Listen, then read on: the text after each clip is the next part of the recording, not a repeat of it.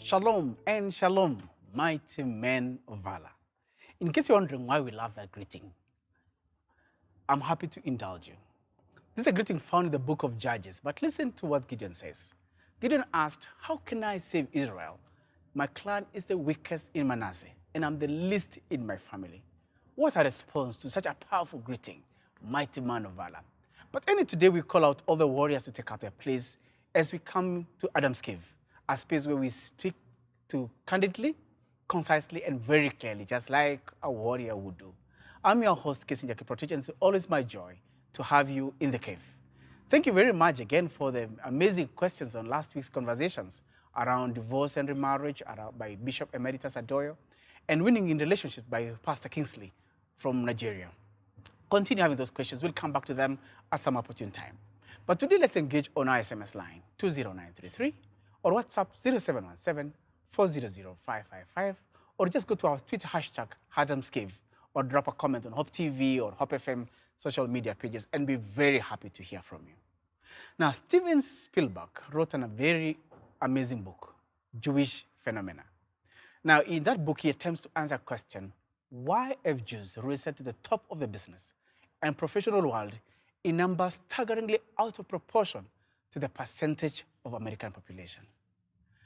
And we will not go into that conversation deeply, but we want to look at cultivating a winning culture based from Jewish culture.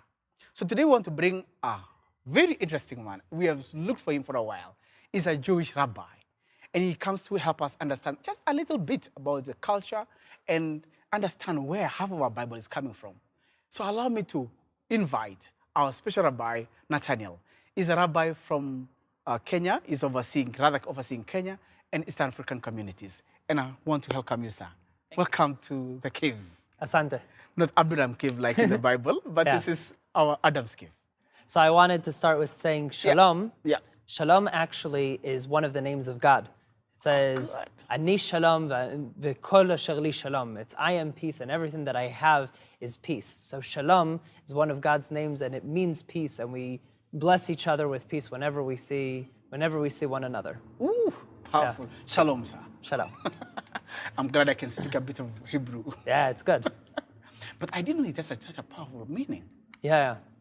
It's a name of God meaning? There's something you said. Yeah, it's one of God's many names. Yes. So it's the form that God takes when we're talking to each other of peace. Wow. Anyway, I'm getting excited and getting overwhelmed of myself. Who is Rabbi Netanel, for those who are joining us today? I'm from Israel. I've been in Israel my entire life, and we moved from America, but my entire life I've been in Israel. And a few years ago, we decided to come and work with the Jews from around the world. So we decided to come and move here to Kenya and work with the Jewish community here in Nairobi. And then we found that there are other communities in the area, and we were asked to work with them as well. So in Uganda, in Tanzania, and anywhere else that we were needed. And with anyone who's curious about Judaism, we like to talk and answer questions. Wow, interesting. The first time I heard of Rabbi, I have these biblical images of the old guys with long beards. Yeah. I'm not sure. Well, we have to start somewhere. Yes. Yeah. So how did you become a rabbi? I was working as a teacher. Yes. And traveling around the world. And every place that we got, we realized that, my wife and I realized that we're able to help educate and teach and approach Jews wherever they were at, and non-Jews when they had questions, and figured this was something that was worthwhile doing. Decided to go and learn in Israel in a rabbinic program, and a program that helps find these types of communities. So we studied for a few years and ended up coming out over here. Okay, so do you go to school to learn as a rabbi like a couple of years? Yeah, so each program is different. this was a fairly intense program in a fairly short amount of time, because the goal is to be emissaries, to go and teach in different places. So for the community over here, or for the program that we were in, they teach, it's about 2.5 years of intense studying, 5 days a week, morning till night, and you learn everything you need to learn over there.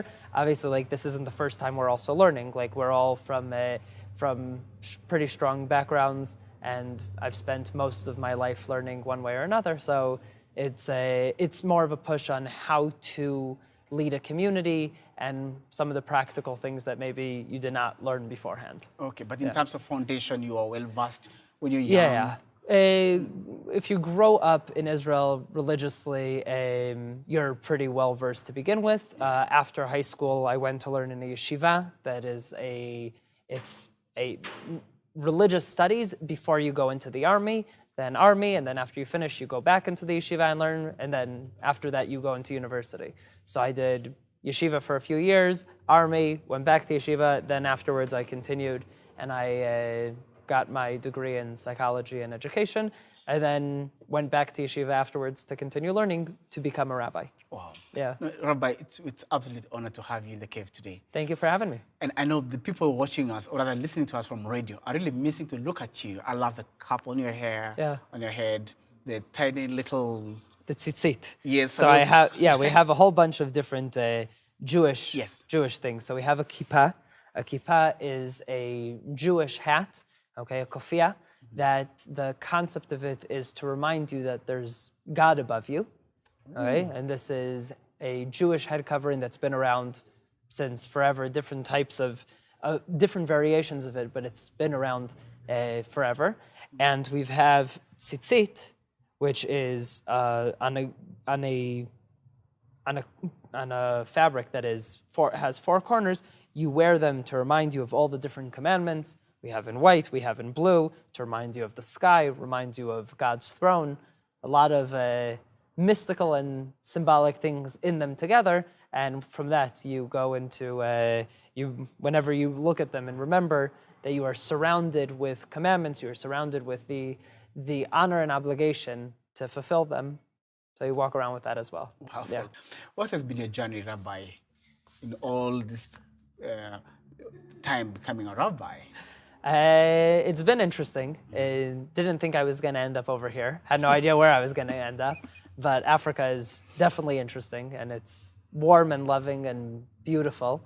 It's been an interesting journey, but we're still only, we don't even know if this is the beginning, the middle, the end. We have no idea what part of the journey this is. So yet to be able to say until we finish this part of the journey, what the journey is like. Wow. Yeah. Can I become a rabbi? It's a lot of work. It's a lot of work. But it's not something you're born into, right? No. It's anyone could. It's just the process. The requirements of being a rabbi is being a Jew, an observant Jew, learning enough that you can lead, learning what it means to be a Jew. This takes years and years and years to actually understand what it means to be a Jew, to go through the laws. You know, the differences in our religions are sometimes very, very small, sometimes very big, depends on how you're looking at it. But we have an obligation of 613 commandments, right? As opposed to 10. Other religions that have 10 or 1 or 6, depends on how you are counting every religion and their thing. But it's not a requirement, nor is it actually a goal for the world to become Jewish, right? This is something that I feel like is important to emphasize, is when you look at the demographic of the world, we're a very small religion, right? Possibly one of the smallest religions, and yet we are one of the oldest religions, if not the oldest religion. By far, we're the oldest monotheistic religion, as all of the Christianity, Islam, even Sikhism, who comes from Islam in a way, right, are all byproducts from Judaism, right? So if you're looking at it in that way, you see that it doesn't make sense, right? Like, we should have grown much more. So in Judaism, we have priests, Levites, and Israel, right? And the rest of the nation. And there's not a goal that you can't actually switch, you can't move between them, okay? You are born, this is part of your heritage, who you're born from, right? So if you're a priest, you're a priest. If you're a Levite, you're a Levite. If you're an Israelite, you're an Israelite. And you go from that into, well, what happens when we die in the kingdom to come? There isn't a section for priests and a section for Levites, and we all are there together. It's not about like what you are born. It's what you do with what you're born, with what you have, right? And in the kingdom to come, there's a room for everyone who does this. So that's the Jewish ideal, and therefore we actually stayed quite small because we're not pushing for conversion. Wow. Yeah. It's powerful, powerful, Rabbi. There's something you mentioned about demography.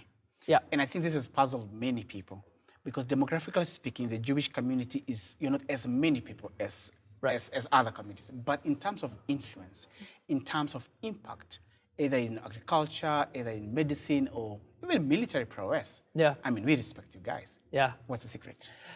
The secret. Well, it's a Reveal it secret. now. It's a secret, so we don't just spell it like this. But the way that it works is like this. There's your genetics and your wife's genetics, right? If you and your wife, when you and your wife have kids, you see the genetics from that. We have the genetics of the nation. The genetics of the nation have been revolved around the fact that we are learning in a specific way and talking in a specific way for a very, very long time, right? So actually the way you talk impacts the way you think very, very much. So for us, a lot of the conversation is around questions. Judaism is all about questions. There is almost, I would say there's virtually nothing that's off limits, okay? Depends on which circles you're in. But there's no topic that's off limits. And on our holiest night of the year, Passover night, which is we have many holy days, but as a night, it is the holiest night that we have of the year. Our focus is only about encouraging kids to ask questions. Because what do we want? We want the kids to learn how to ask. You learn how to ask a question, you are learning how to think, right? You are not judged by your answers, you're actually judged by the questions that you were able to provide, okay? So in Judaism, we have the Tanakh. The Tanakh is what you would call the Bible. Our Bible, not your Bible. So there are actually quite a lot of differences.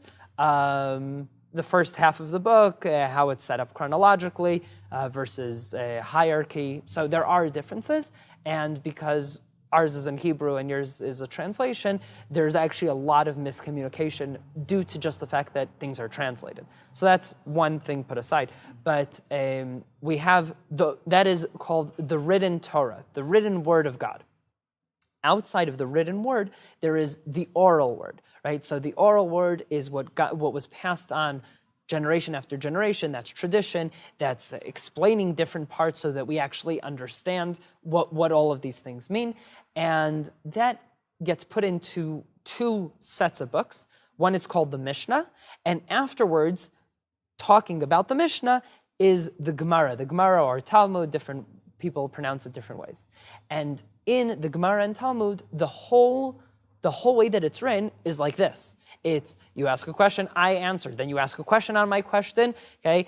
I respond, and then you disprove what I just said. Then I disprove, you're disproving, right? And the whole conversation works on, you're not satisfied with the answer you're getting. You're going to keep on asking more and more and more until we get to either an opinion that we agree on, that this is what was said to Moses at Mount Sinai, right? And this is how we understand it. Or we have different opinions. And opinions are great, okay? Opinions actually are what help you grow. Being able to accept someone else's opinion is a very powerful thing, right? So we are working together and saying, okay, you can do it this way or this way. They are both the divine word of God, right?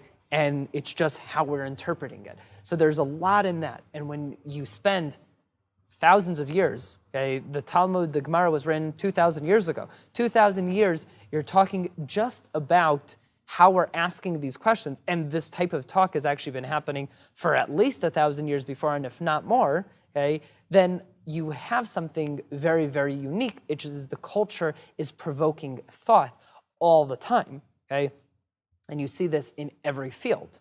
So if you look at the demographic, you're right, like the influence from the Jewish world is is enormous. We are less than 1% of the population, and yet the amount of Nobel Prizes we've had is almost a quarter of the Nobel Prizes of the world. It doesn't make sense unless you understand that from age 5, you're teaching kids, actually even beforehand, but formally in a school system from 5 or 6, you're teaching a kid how to ask these questions. So when a kid gets to high school, or when a kid goes out into the work field, he's always trying to think of the next thing. How am I working on it? I have a problem. How do I solve it? How do I solve a problem for a problem that doesn't exist yet, right? That is the Jewish mindset. So it's stressful and unsatisfying often, because you're always trying to find the next thing. But at the same time, it provoked a type of thinking that is very, very productive and creative, so much so that you actually have groups coming from around the world to learn this. And it's an important thing, is questions, okay?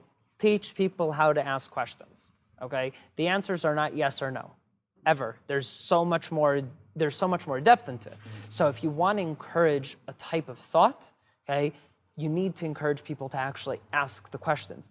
And you see this in many cultures around the world.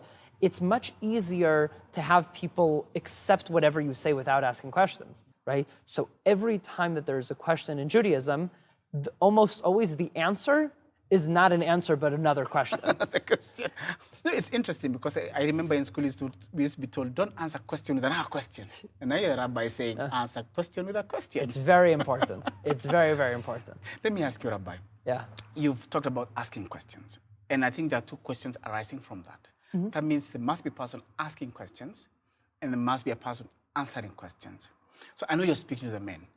So are you challenging men to be available to their children to be able to answer those questions? 100%. 100%. I think that in Judaism, it's very much seen in that way. It's called v'higadata lebincha. It's and you should tell your children. And if your children don't know how to ask, make them ask. Teach them how to ask, right? You need to have an interaction with your kids if you want them to grow up as thinkers, and you want to actually better your society, your family, right? It starts with you, and then your family, your society, your community, in every single way. But if you look at the society and the fact that what are parents' interactions with their kids, right? It is extremely important. It's extremely important. I encourage everybody from every culture in the world to do this, okay? But over here, you also see it, that a lot of times the kids are starting. I interact with different groups throughout Kenya. So I've talked with schools, I've talked with teachers, I've talked with parents at different occasions, and you see that the kids are starting to have questions, and a lot of times the parents don't have the answers yet. And this is something that's actually, like, as parents, it's very embarrassing, right? If you don't have the answer, what do you want to do? You want to tell your kid to shut up and move on because you don't want to be embarrassed in front of your children, because you never want to be embarrassed in front of your children. So what do? You either make an excuse of why you can't answer the question, or you tell your kids to go away, right? But that's not productive. The productive thing is, I don't know. Let's check it together, right? That's a great question, right? Let's think about it together. Why do you think, right? As opposed to making up an answer, okay? Or rejecting the kid's question altogether, right? But if you tell the kid, I don't know, it's something that's very, very hard, especially for men. Okay, we have pride. Women don't have pride. Men have pride. Okay, that's an important thing to know. Is men have an ego, a pride, and when that's hurt, it destroys us, right? So what do men do? We avoid having anything that will hurt our pride ever. So what do? We just reject them, right? The kid asks a question, go ask your mother, right? Right? Like, don't bother me with it. But instead, you give the kid quality time. Your kid will grow more, and you'll grow more as a person. You'll know more. You'll know more because the kids are asking the questions that you forgot to ask even. You're forgetting to ask questions because we're older. We don't want to ask the questions anymore. We have our jobs, we have work, we have our life, we have our routine, and we don't have time to think as much. Kids do. And kids are asking questions, and and especially, it's very sad for me, but you look at the school systems over here, and a lot of schools, like what you said, are encouraging kids not to ask questions, okay? Because they want to give them as much information as possible, and asking questions is embarrassing for the teachers, or it gets them off track or whatever it is. And then the kids don't end up actually learning. When I was a teacher, my goal, I would set up my class of whatever I was going to teach. But if there was a more important question that was asked by a kid, I would go with them completely. So as far as what the school's concerned, the school needs to show that the kids are prepared for a test or something like that. But as far as the parents or the kids, or actually a lot of times the teachers, a lot of them were much, much happier with that type of learning. We were learning outside about nature, right? God's creations, you're taking them around, showing them about plants. And then I'm looking around and I bend down and a kid shows me, he's like, look, what is this? And I said, this is a fossil. I said, we don't need to talk about anything else today, right? Let's talk about fossils, right? And the kids loved it. 4 years later, a kid showed up to me. He says, I was on a hike with my family, and look, I found fossils, because I taught them how to find fossils and what fossils are, and the kids know about it now, right? That's what kids remember. The kids remember the questions that you answer. That's what stays with them. I think it's very, very important for parents, especially for fathers, okay, and to make sure that they have time, make time to talk with your kids, to answer their questions. And if your kids don't know how to ask questions because they're too young and they're not there yet, or they're too old and you feel like you missed your opportunity, encourage them. Give them the first question. Provoke it. Provoke the thought. It's very healthy and it can make all the difference for the next generation and for this one. Wow. Rabbi, thank you. I want to ask questions today. Yes. I hope I'm learning now to ask questions. Good, good. Let's do it. Let's do it. So I observed that the Jewish community is a bit kind of close community. You have a very strong bonding in terms of family, bonding in terms of relations. Is it something that is deliberate, or is it something that just came up and said, no, we are special people. We are God-chosen people. That's what we call you guys, God-chosen people. We are blessed of God. We are different people, and we want to be different. You want a strong core in your relationships, in your families, in your community. It starts from home, right? First of all, loyalty to your wife, right? This is something that I've seen very often in Africa, is people differentiate between sex and their marriage, okay? Right? And that is actually very unhealthy. Sex is the holiest thing that you can possibly think of. Okay? It's the potential of creating life. There's nothing more godlike than that, right? And people are making it cheap. It's like eating or drinking, okay? But when you think about it and say, well, if I am only intimate with my wife, or a wife is only intimate with her husband, okay, and you have rules that go with it, okay? It's not at any time of the month when a woman has her period, you're not together. Okay, even afterwards, she has to go to a pure body of water. It's called a mikveh, and purify herself. Okay, afterwards you come back and you have it's like a honeymoon, right? Like you come back and you were waiting for the wedding, and you come back after you haven't been together for a week and a half, and you are together. You're in the same house, but you're not sleeping together, right? And then you're together, and that elevates you as a couple, and that builds up a relationship. Okay. So you work on that with your wife, okay? You have at the same time how you're raising your children. The Jewish structure is very, very confining, which means it's actually really hard to be a Jew in East Africa. I'm one of a handful of religious Jews that live in East Africa, because most people that came here aren't religious to begin with, right? So we're here, we work with them, each one on their own level, but for the most part, in East Africa, it's really hard because you need a tight community to actually have an observant life. If you have a tight community, so I grew up in a very tight community in Israel. It starts out with you wake up in the morning, you have your morning routine that there's a whole bunch of things we can discuss over there, just, basic things that we do as Jews in the morning. And then you go to the synagogue to pray every single morning, okay? You're in a good community, there's several options of when you can come for services, okay? it's without a sermon. It's everybody is coming. We are praying together. We don't. We have someone who leads the services, but he leads like he faces the ark with us. It's not like a preacher who stands up in front of everyone, right? So we're all praying together, and you'll have several options of that in the morning, and you have to finish praying by 3 hours from sunrise, so 9 o'clock. Okay, so you have to wake up in the morning. And you can't sleep until noon, right? You need to be responsible. So you wake up, you do that. Then after you're ready up, you have breakfast. You start your day with blessings on the food, right? You go to work. In the middle of your workday, you stop for the afternoon prayer. So you have to make sure that you are in an area that has that as an option. Afternoon prayer. That is again with a minyan, with a group of Jews. Then afterwards, nighttime, before you go to sleep, another prayer with a group. You go again a third time to the synagogue, 3 times a day with a group of Jews, right? It's very hard to do that if people aren't observant or people live far away. So you need to be in a close community. Okay, great. So you're in a close community. Then what?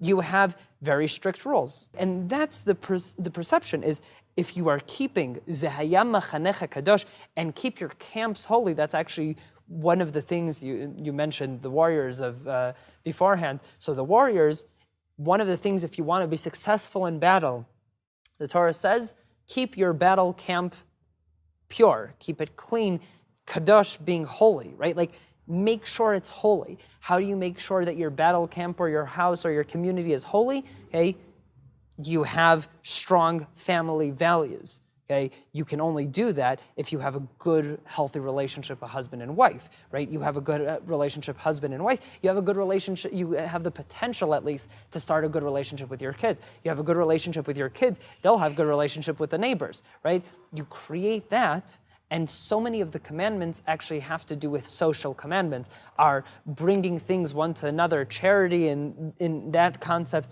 a lot of our holidays revolve around being with other Jews. You can't do it by yourself. It's very, very hard. The Jewish community is not closed in everything, okay? Most of the Jewish community does business with the rest of the world, right? Explore the world, travel, see what it is, but it is by God's design that you need to live in a community. You need to be with other Jews, and everything else that's written in the Torah about your relationships and understanding your relationship with your wife, your neighbors, your children, your God, non-Jews, colleagues, everything, right? Like you're not, to an extent that people don't even understand this, but we have something called yichud. Yichud means being by yourself with another woman. You are not allowed to be in your office with a woman with the door closed. No. Okay? Don't do it, right? You don't do it. No one ever talks about maybe you're having an affair, maybe you're not. No. It's done, right? Whenever a woman wants to come talk to me, I either say, let's sit outside. And if it is a private matter and she doesn't want to sit outside, then I will say, okay, if we're sitting in my office, the door stays open, okay? And if she's okay with it, then my wife will sit in the conversation also, right? Make sure that no one ever your wife should never doubt, no one should ever think that you're having an affair, right? You do that, your relationship with your wife is a lot stronger. And then the community is stronger, the nation is stronger.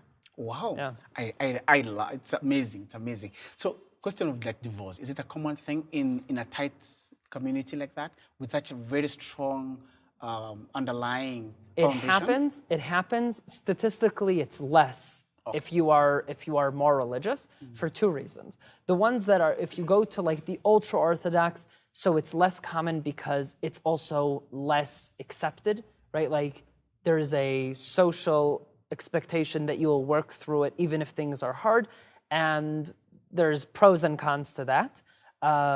In the religious world, there is divorce, but also a lot less than the secular world or the non-Jewish world where things are, like now in the West, people change spouses like they change shoes, right? Like it's every other day you change a spouse. So what's the expectation of actually making things last? Yeah. People are also taught that, this is going to bring us to masculinity and things like that. But when you look at what's going on in the Western world, where men are not allowed to be men anymore, and women are becoming more masculine, so men are becoming more feminine. What chance do relationships like that have to last? So those go way down. In religious worlds where you've got these core values that actually are traditional, they stay very well. There are less divorces. You have good, strong values, it usually works, but there are still divorces. It does happen. It does happen, but amazing. Thank you for sharing, for giving us a secret. Now we're almost getting to understand good. Why you are winning, why you're winning. And part of the winning culture, you've talked about spending time together as a family, encouraging our children to ask questions, creating a culture where people continue forever ask questions. Let me ask you one more in terms of the environment that people do business, for example. Do they learn to do business? Is it something that is taught, or is it just part of the questioning as well?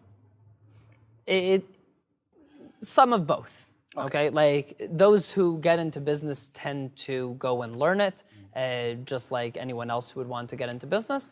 But there has always been a lot of business inside Jewish communities between people. So it's something that people are fairly familiar with. Some more, some less. It depends on the community, depends on the person and personality, but mostly learned. Okay. Yeah. Time is running out, and I have so many questions to ask. I think I'm beginning to learn how to ask questions. Good. We'll do it more. We'll do more. But I would want to ask you if you have any parting shot that you want to speak to men, something that you can learn about your culture that can help us as men to really improve and get better in our community. I would say like this. There was a rabbi named the Ramchal, a few generations back. And he says when you get up to heaven, you are asked about, there's a lot of things that you're asked according to Jewish tradition when you get up to the next world and you are standing in front of judgment, or in front of God for judgment. And the things that you're being asked, vary by different opinions in Jewish belief. The Ramchal says that one of the questions that we are asked, and this is the question that you are actually being asked, is, did you do charity? Okay? And what does that mean is you have your different personas, okay? You are a father, a husband, a pastor, a friend, a neighbor, right? How you dealt with Jews, non-Jews, what your relationship was with God. And the question of did you do charity is, were people happy with you? Okay? And this is something that's a bit hard to grasp because you need to leave your mindset and think from other people's mindset and saying, did I make my wife happy? If you make your wife happy, she'll make you happy. If you and your wife are making each other happy, your kids almost by definition will be happy, right? Like this is something that I can't stress enough, is you want to have good, healthy kids, okay? Have a healthy relationship with your wife. A man is only a man in comparison to his wife. We have the story of Adam and Eve, okay? Adam and Eve, we can talk about that for 4 hours straight without stopping to take a breath and just scratch the surface. But Adam is looking for an ezer kenegdo, which means a helper that opposes him in a way. So what does that mean? That means a man cannot be complete without a woman. Cannot. Okay? You are half a man, half a soul. You can't do it. Why can't you do it? Because there's no one to challenge you. So we talked about the challenging partnership that you can have with a friend, right? But why does a man need a woman? It would make a lot more sense for a man to be with a man. Why? We get along better. We have similar things that we enjoy doing. We have similar hobbies. We have similar thoughts. We understand we're very much like we think of something, we say what's on our mind. When women have more of that emotional side and not necessarily saying exactly what they're thinking, or they say one thing and mean another thing, and that's harder for men to understand, right? That we are very, very different creatures. But when Adam is looking for a partner, okay, God creates woman for him. He creates a wife, okay? So what does that mean? says an ezer kenegdo, someone to help him and oppose him at the same time, is there's a law in physics. If I throw a punch, okay, it will go as straight as I possibly could, but if you look at it in slow motion, you see it moves a bit. It's not exactly straight, okay?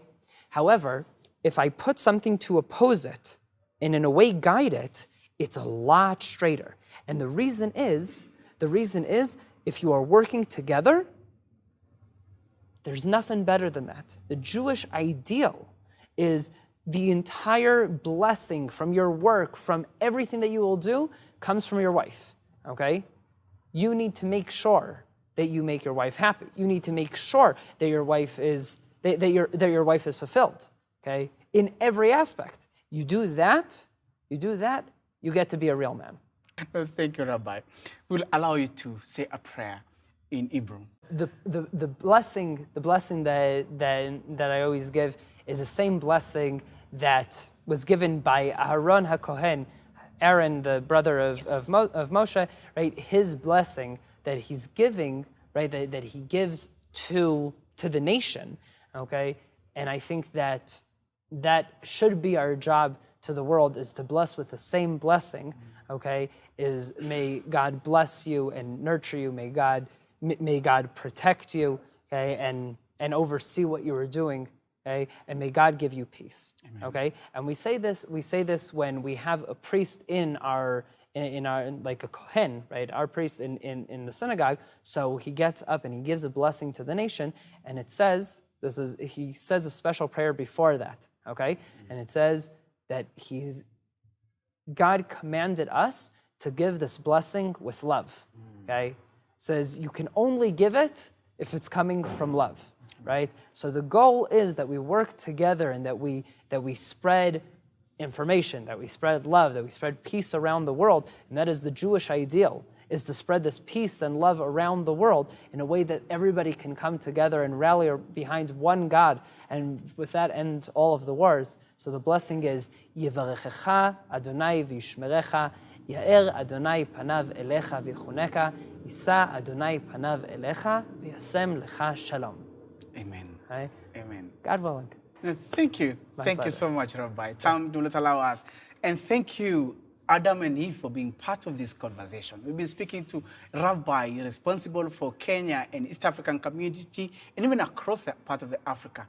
Amazing insight on how you can win a winning culture, learning from them. So continue the conversation on our 20933 or 0717 400 555, or just go to our YouTube pages and drop in a comment, and be very, very delighted to hear from you. We'll be sure to bring Rabbi back again, because we have not even concluded how to do the winning culture.